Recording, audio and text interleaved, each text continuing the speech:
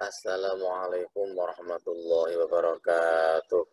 Selamat pagi anak-anakku yang berbahagia. Pada kesempatan ini, mari kita lanjutkan pelajaran berikut, yaitu pelajaran 3. Insyaallah, dan mudah-mudahan semuanya dalam keadaan sehat, dalam selalu perlindungan, mendapatkan perlindungan dari Allah Subhanahu wa taala. Amin. Baik, kita lanjutkan pelajaran 3. Cita-citaku menjadi anak yang soleh. Ya.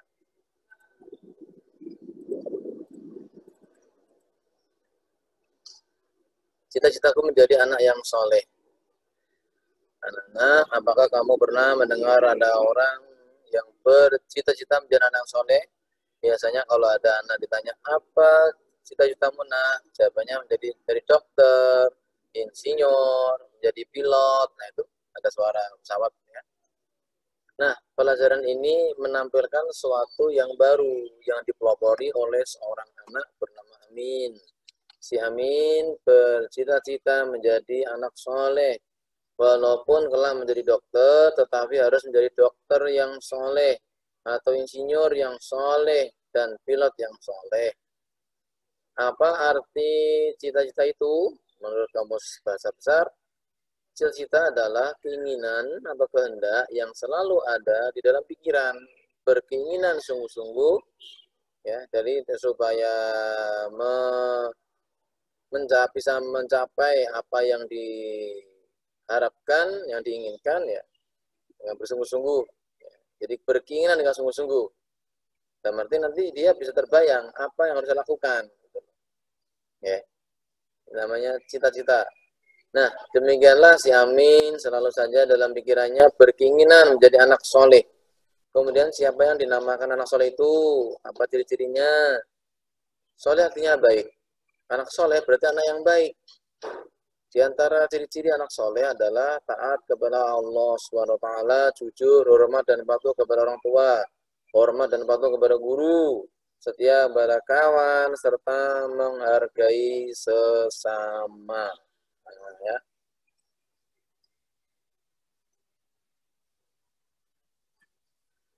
Jujur itu disayang Allah. Apakah kamu ingin disayang oleh Allah? Jawabannya tentu saja iya, pasti ya. Pertama, jujur kepada Allah SWT, ciri-cirinya selalu mentaati perintah Allah dimanapun. Selalu mentaati perintah Allah SWT dimanapun dan kapanpun. Ini, anak soleh sedang beribadah, jujur kepada diri sendiri, ya. Sikapnya. Yang kedua, jujur kepada diri sendiri.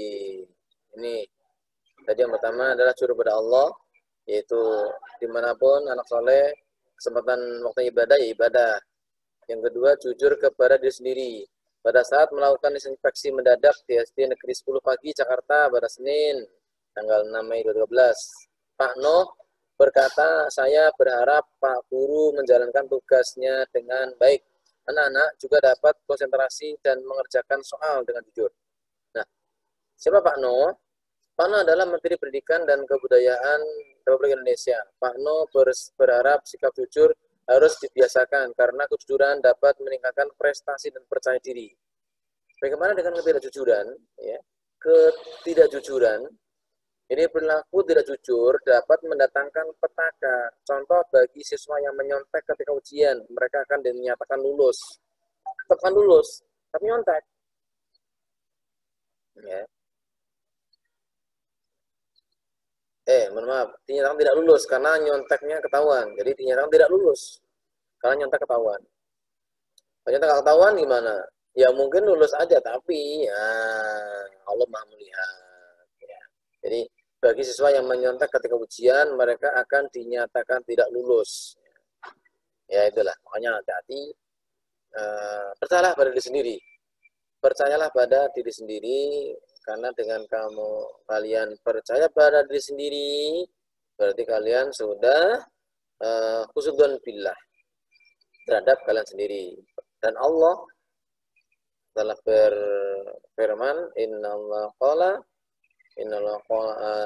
ta'ala qala ini ma'a doni bi abdi, atau ini ma'a doni abdi bi, saya menyertai persangkaan hambaku terhadap aku. Maksudnya kalau orang itu berprasangka baik, dia mampu, dia bisa, maka Allah akan membuat dia bisa. Oke? Nah, itulah. Kemudian jujur kepada orang lain. Lihat gambar 33 ini. Ya. Kelas 5 sedang mengembalikan uang sisa belanja kepada ibunya. Semua orang pasti pernah berjanji, misalnya seorang siswa berjanji kepada bapak ibu gurunya akan menyerahkan tugas PR pada hari dan tanggal tertentu. Bila siswa tersebut memenuhi janjinya, maka gurunya akan senang dan memberikan pujian. Apa yang terjadi jika siswa tersebut tidak menepati janjinya? Tuliskan jawabanmu pada buku catatan dan tunjukkan kepada gurumu. Silakan nanti. Misalkan ini gambar berikut ini anak bersalaman dengan orang tua ketika akan berangkat sekolah. Siswa bersalaman dengan gurunya setelah tiba di sekolah. Ingat ini ketika tidak pandemi ya, saat pandemi ya sekarang pilih salamannya. Assalamualaikum Bapak Ibu. Sekarang hormat dan patuh kepada orang tua. Orang tua terdiri atas ayah dan ibu, papa mama ya, sama saja. Dari pernikahan mereka lahirlah anak yaitu kita.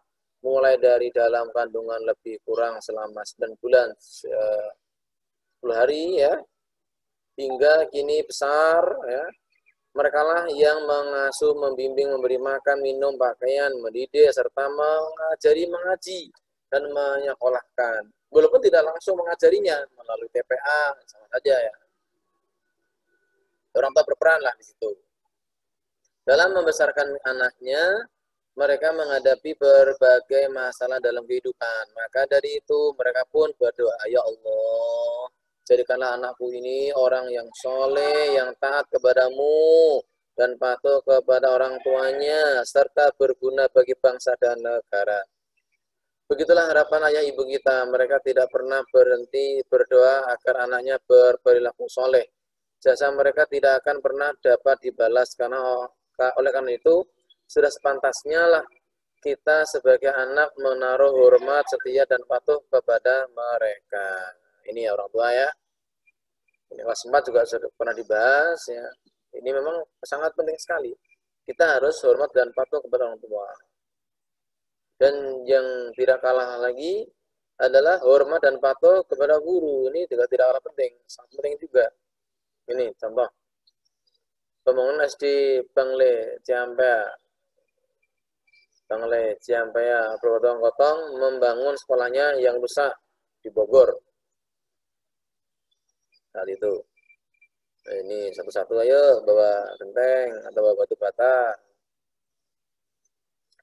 Ibu guru mengajak murid-muridnya bergotong royong. Mereka pun melakukannya secara bersama-sama. Setelah mereka selesai bekerja, ibu guru menyampaikan ucapan sebagai berikut, anak-anakku, terima kasih atas kepatuhan dan keikhlasan kalian telah ikut gotong royong. Berarti kalian sudah mematuhi ajakan ibu guru.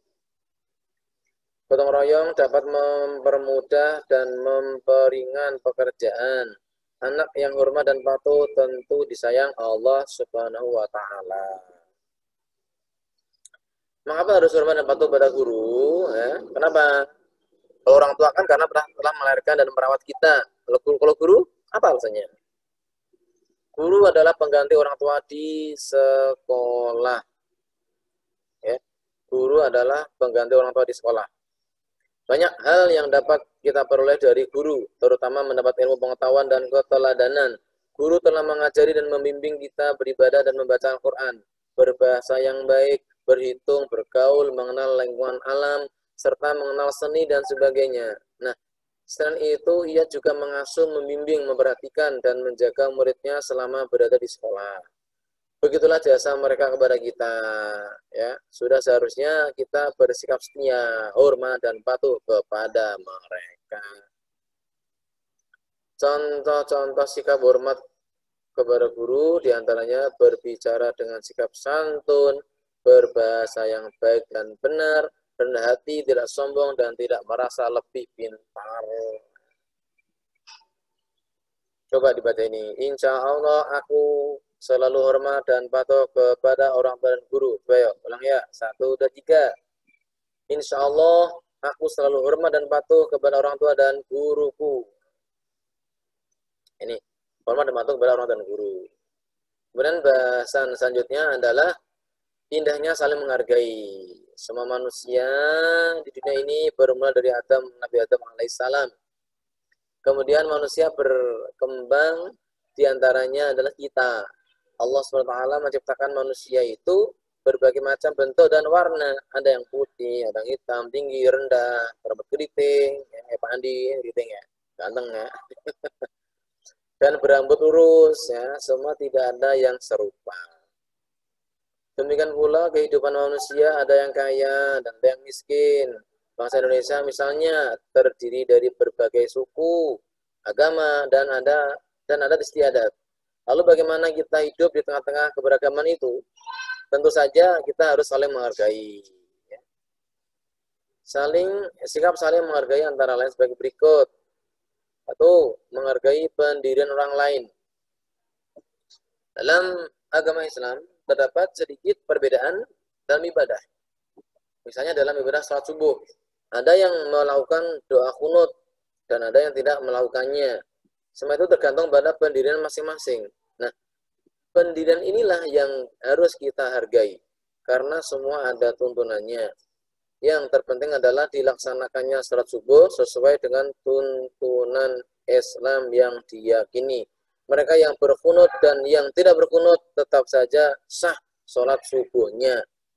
Karena sama-sama ada hadisnya, saudara sekalian. Ya. 2, menghargai keyakinan orang lain. Jadi sama-sama Islam, beda salatnya. Tidak apa kita hargai.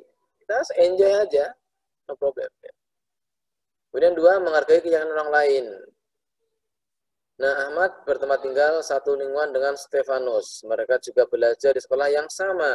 Ahmad beragama Islam, sedangkan Stefanus beragama Kristen.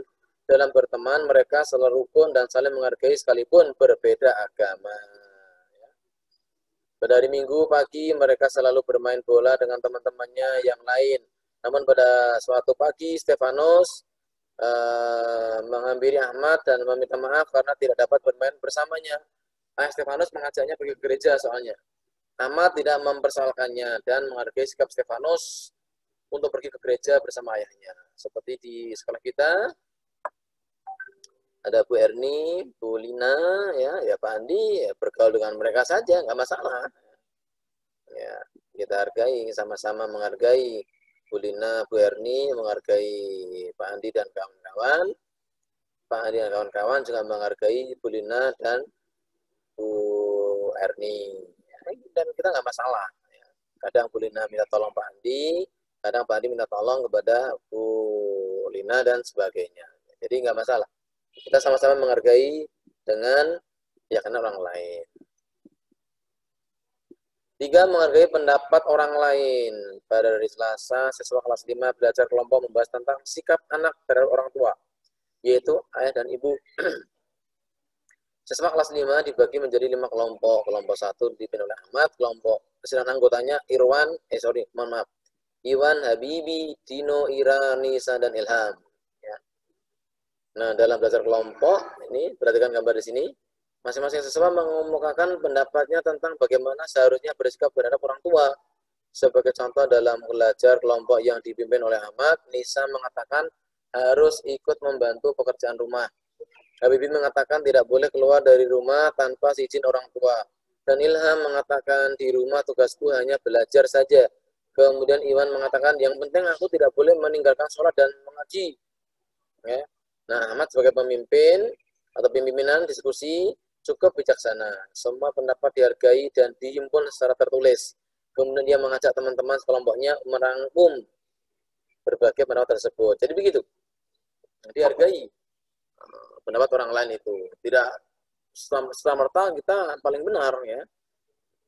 Orang lain juga ada benarnya karena berbeda pandangan, pola pandang. Beda sudut pandang. Jadi kita hargai pendapat teman itu. Nah, ini menghargai pendapat orang lain, menghargai keyakinan orang lain, dan menghargai pendirian orang lain. Ini kita terapkan ya. Tulis ini 3 pokok bahasan itu. kalian ya. Jadi sehingga terciptalah indahnya saling menghargai sehingga kita bisa enak. Kemudian selanjutnya adalah kita harus patuh, hormat dan patuh pada orang tua dan hormat patuh kepada guru. Ya. Lalu yang pembahasan pertama tadi adalah kita jujur disayang Allah, ya, itu jujur kepada Allah dan jujur kepada orang tua dan guru, diri sendiri, orang lain guru. Jujur kepada Allah, jujur kepada diri sendiri, jujur kepada orang lain. Nah, ini. Jadi mari kita tanamkan nilai kehidupan tadi pada kehidupan kita. Semoga Allah selalu senantiasa menjadikan kita anak yang jujur, ya, anak yang jujur dan anak yang betul-betul bisa disayang oleh Allah, disayang oleh orang tua, dan kita benar-benar sukses dunia akhirat kita. Ya. Semoga Allah memberikan kita semuanya bisa menjadi orang yang jujur, menjadi orang yang bisa menghargai orang lain, ya, dan benar-benar menjadi anak yang soleh, solehah.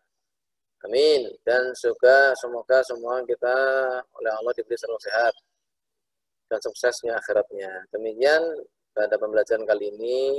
Bila ada sesuatu yang kurang berkenan di hati kalian semua, kami mohon maaf yang sebesar-besarnya. Dan bila ada sesuatu orang jelas, bisa ditanyakan kepada Pak Andi. Demikian pada pertemuan kali ini. Semoga Allah selalu memberikan keberkahan dan manfaat. Wabillahi taufiq wal hidayah. Assalamualaikum warahmatullahi wabarakatuh.